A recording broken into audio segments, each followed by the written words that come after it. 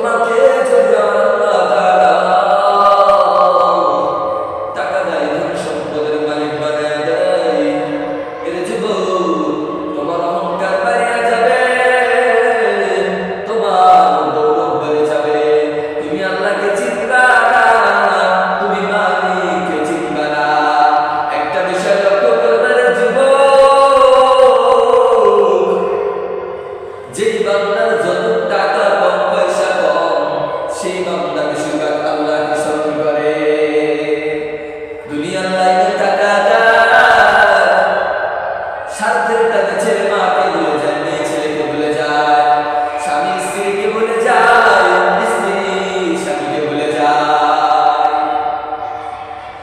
ওই তো কিছুদিন আগে পটুয়াখালীতে একটা সিরিয়াল হয়েছিল, একটা ঘটনা মনে পড়িয়া যায়। যখন রাতের বেলা অন্ধকার, রাতের বেলা ঝড় এসেছে, তুফান এসেছে, এমন তো অবস্থায় কালো খবর, এমন তো অবস্থায় বিবি ডাক দিয়া কয়, স্বামী গো, কি করবো গো স্বামী? চতুর সাইডে যখন পানি উঠে যায়, একটু বাইরে তাকা দেখো, ঘরের ভিতরে কেন জানি না পানি ঢুকে গিয়েছে। ওগো স্বামী, এখন মনে হয় আর বাঁচার উপায় নাই, ঘরের ভিতরে পানি ঢুকে গেছে গো স্বামী। দেখো দেখো দেখো গো, প্রাণীর কি স্রোত আসতেছে গো। স্বামী ডাক দেয়া কয়, রে স্ত্রী, কি আর করার গো স্ত্রী, সন্তান দুইটা নিয়ে বাইরে হও, সন্তান দুটোকে বাহির করো। এমন তো অবস্থা, সন্তান গুলোকে যখন ঘরের বাহির করিয়া নিয়ে আসে,